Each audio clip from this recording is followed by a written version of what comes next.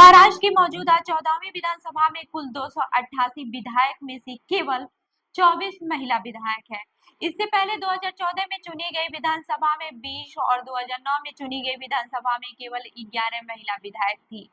यानी कि प्रदेश में महिला विधायकों का आंकड़ा कभी भी 8 से 9% से ऊपर नहीं गया। यह भी एक वजह है कि राज्य में अब तक कोई महिला मुख्यमंत्री नहीं बन सकी, लेकिन उनका राजनीतिक प्रतिनिधित्व कितना प्रभावी है, इस पर भी गंभीरता से बात नहीं होती है। ऐसे में जब यह राज्य एक बार फिर से चुनाव की ओर आगे बढ़ रहा है, यहाँ की राजनीति में महिलाओं की जगह कितनी सशक्त है, इस पर चर्चा करना जरूरी है। सन 1960 में राज्य के गठन के 64 साल बीत जाने के बावजूद महाराष्ट्र राज्य को एक भी महिला मुख्यमंत्री क्यों नहीं मिली, यह सवाल राज्य के प्रगतिशील होने के दावे पर सवाल खड़ा करता है। राज्य की कांग्रेस नेता वर्षा गायकवाड़ का महिला मुख्यमंत्री पद को लेकर बयान और आतिशी का दिल्ली की मुख्यमंत्री बनना, दोनों बातों ने महाराष्ट्र में इस चर्चा को बढ़ा दिया है। वैसे यहाँ यह जान लेना जरूरी है कि अब तक देश के विभिन्न राज्यों में 17 बार महिला मुख्यमंत्रियों यानी कि दिल्ली में आतिशी सहित के नेतृत्व में सरकारें बन और चल चुकी हैं। वहीं देश की महिला मुख्यमंत्रियों में सुचेता कृपलानी उत्तर प्रदेश, नंदिनी सतपथी ओडिशा, शशिकला काकोडकर गोवा, अनवर तैमूर असम, राजिंदर कौर भट्टल पंजाब, महबूबा मुफ्ती जम्मू कश्मीर, सुषमा स्वराज और शीला दीक्षित दिल्ली, वसुंधरा राजे राजस्थान, मायावती उत्तर प्रदेश, राबड़ी देवी बिहार, उमा भारती मध्य प्रदेश, जयललिता तमिलनाडु, आनंदीबेन पटेल गुजरात, ममता बनर्जी पश्चिम बंगाल और अब आतिशी दिल्ली शामिल है। अब ये भी बात कर लेते हैं कि अन्य राज्यों में महिला मुख्यमंत्री तो महाराष्ट्र में क्यों नहीं। जब अन्य राज्यों को महिला मुख्यमंत्री मिल चुकी है, तो प्रगतिशील राज्यों में से एक माने जाने वाले महाराष्ट्र इस मामले में पीछे क्यों है। इस सवाल पर वरिष्ठ पत्रकार जयदेव अगोए कहते हैं कि असम, बिहार और उत्तर प्रदेश जैसे राज्य आर्थिक तौर पर महाराष्ट्र से पीछे हैं, लेकिन वहां महिला मुख्यमंत्री होने के दो कारण है। पहला तो ये है कि महिला खुद भी ताकतवर वोट बैंक से आती हैं और दूसरी बात यह है कि उन्हें विधायकों का समर्थन हासिल है। उनका दावा है कि इन्हीं वजहों से उत्तर प्रदेश में मायावती और राजस्थान में वसुंधरा राजे मुख्यमंत्री बन सकी। साथ ही उन्होंने यह भी बताया कि पितृसत्तात्मक यानी कि पुरुष प्रधान व्यवस्था के चलते भी महाराष्ट्र में अब तक कोई महिला मुख्यमंत्री नहीं बन सकी। उन्होंने कहा कि महिला आरक्षण बिल भी 3 दशक से लटका है, जो दर्शा रहा है कि पुरुष नेता महिलाओं के हाथों में सत्ता सौंपना नहीं चाहते हैं। वहीं वरिष्ठ पत्रकार अलका धूपकर का कहना है कि हमारे राजनेता न तो इस मुद्दे को गंभीरता से लेते हैं और न ही महिलाओं के प्रतिनिधित्व की बात को। वह कहती है कि पितृसत्तात्मक और सामंती मानसिकता का मुद्दा अहम है। इन्हीं कारणों से महिलाएं राजनीतिक के मुकाबले हमेशा पीछे रह गई हैं। राजनीतिक मुकाबले में हमेशा पीछे रह गई हैं। आज भी महिलाओं को ज्यादा टिकट नहीं दिए जाते हैं। आज भी जो महिला नेता है, उन्हें महिला उत्पीड़न और महिलाओं से जुड़े मुद्दों पर ही बोलने के लिए आगे किया जाता है। महत्वपूर्ण मुद्दों पर वे पार्टी की मंच पर नहीं होती। अगर सुप्रिया सुले पवार परिवार से नहीं होती तो क्या उन्हें अब अपनी पार्टी में इतना महत्व मिलता। बता दें कि महाराष्ट्र विधानसभा चुनाव में किस्मत आजमाने वाली महिलाओं की संख्या पर नजर डालें तो 2009 में विधानसभा चुनाव में 3559 में से 211, 2014 के चुनाव में 4119 में से 277 और 2019 के चुनाव में 3237 में से 237 महिलाएं उम्मीदवार थी। यह आंकड़ा 8% से ज्यादा नहीं है।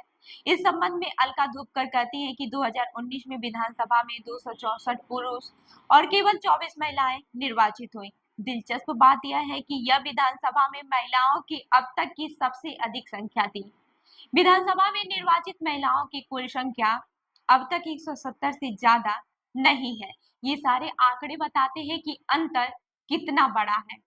वैसे दिलचस्प बात यह है कि महाराष्ट्र को सांस्कृतिक और सामाजिक के तौर पर काफी सजग राज्य माना जाता है, लेकिन राज्य सरकार में मुख्यमंत्री का पद ही नहीं है, बल्कि तमाम दूसरे महत्वपूर्ण विभागों में भी महिलाएं दूर ही दिखती हैं। मुख्यमंत्री पद के अलावा गृह, वित्त, शहरी विकास, सार्वजनिक कार्य जैसे महत्वपूर्ण खाते महिलाओं के पास नहीं रहे हैं। अगर मंत्रिमंडल में महिलाओं को जगह भी मिली है तो उन्हें महिला मामलों या फिर पर्यटन जैसे महकमे दिए गए। हालांकि शालिनी ताई पाटिला इसका एक दुर्लभ अपवाद रही, जब उन्हें ए आर अंतुले ने अपने मंत्रिमंडल में राजस्व का अहम विभाग सौंपा था। अब आपको ये भी बताते हैं कि महाराष्ट्र की महिला नेताओं की स्थिति क्या है। फिलहाल महाराष्ट्र की राजनीति में जब भी महिला मुख्यमंत्री पद की चर्चा शुरू होती है तो सबसे पहले एनसीपी से सुप्रिया सुले, बीजेपी से पंकजा मुंडे, शिवसेना से रश्मि ठाकरे और कांग्रेस से वर्षा गायकवाड़ या यशोमती ठाकुर जैसे नेताओं के नाम लिए जाते हैं। इस बारे में बात करते हुए अलका धुपकर कहती हैं, अस्थायी रूप से भाई भतीजावाद के आरोप को किनारे भी कर दें तो सुप्रिया सुले को छोड़कर कितनी महिलाएं नेता निर्णय लेने की प्रक्रिया में शामिल है। अगर आप सीट आवंटन बैठकों की तस्वीरें देखिए, किसी पार्टी या गठबंधन की किसी भी बैठक में महिला नहीं है। 1990 तक महाराष्ट्र की राजनीति में मुख्य रूप से कांग्रेस का ही दबदबा था। प्रतिभा पाटिल, प्रभा राव, शालिनी ताई पाटिल और प्रेमला चौहान का नाम 1960 से 1990 के बीच राज्य की राजनीति में अग्रणी महिला नेताओं के रूप में लिया जाता रहा है। मुख्यमंत्री पद के लिए प्रतिभा पाटिल और महाराष्ट्र कांग्रेस की प्रदेश अध्यक्ष रही प्रभा राव के नाम पर भी चर्चा हुई है, हालांकि फिर भी वह मुख्यमंत्री नहीं बन सकी। उत्तर प्रदेश की राजनीति का विश्लेषण करते हुए वरिष्ठ पत्रकार हेमंत देसाई कहते हैं, महाराष्ट्र में यह धारणा थी कि जो भी अस्थायी सहकारी समितियों को नियंत्रित करेगा वह उस क्षेत्र की राजनीति पर हावी होगा। विभिन्न स्थानों पर प्राथमिक क्रय विक्रय संघों, जिला बैंकों, चीनी कारखानों, कपास मिलों जैसे विभिन्न सहकारी समितियों में बहुत अधिक महिलाएं नहीं थी, अतः राजनीति में उनकी स्थिति भी नगण्य थी। भले ही प्रभा राव या प्रतिभा पाटिल अग्रणी नेता थी, लेकिन सहकारी समिति पर उनका दबदबा नहीं था, इसलिए भी वह मुख्यमंत्री पद तक नहीं पहुंच सकी। जयदेव अगोए इसके पीछे के सामाजिक और ऐतिहासिक कारणों को रेखांकित करते हैं। वह कहते हैं कि चांदी बीबी, अहिल्या देवी, लक्ष्मीबाई और तारा रानी जैसे कुछ को महिलाओं की राजनीति में आई वे अलग थलग पड़ गईं। उनके लिए सत्ता हासिल करना आसान नहीं था, उन्हें पुरुषों से सत्ता छीनकर सत्ता हासिल करनी थी। उन्हें बनाए रखने भी मुश्किल था। स्वतंत्रता आंदोलन में गांधी जी के कारण कई महिलाएं राजनीति में आईं। आजादी और महाराष्ट्र के गठबंधन के बाद विधानसभा और संसद में महिलाएं उतनी नहीं आ पाई जितनी होनी चाहिए थी। कांग्रेस की प्रभा राव, प्रतिभा पाटिल, प्रेमला चौहान और समाजवादी नेता मृणला गोरे 4 सफल महिलाएं थी। उसने निश्चित तौर पर अच्छा प्रदर्शन किया होगा। वहीं महाराष्ट्र में किसी महिला कि अब तक मुख्यमंत्री नहीं बन पाने की वजह पर चर्चा करते हुए महिला मुद्दों की पत्रिका मिलून सराय जानी की संपादिका गीताली विनायक मंदाकिनी कहती है कि महाराष्ट्र में महिला मुख्यमंत्री की उम्मीद करना तो सही है, लेकिन यह बात भी उतनी ही महत्वपूर्ण है कि इससे आम महिलाओं की राजनीति और सामाजिक स्थिति में कितना सुधार होगा। संवैधानिक ढांचे में महिलाओं को वोट तो मिला, लेकिन क्या उन्हें बराबर का श्रेय मिला? दरअसल भारत में महिलाओं को आजादी के तुरंत बाद वोट देने का अधिकार मिल गया है, जबकि अमेरिका में वोट देने का अधिकार पाने के लिए महिलाओं को आंदोलन तक करना पड़ा। संयोग ऐसा है कि अमेरिका में भी चुनाव नवंबर में भी हो रहे हैं और वहां भी अब तक कोई महिला राष्ट्रपति नहीं बन सकी है।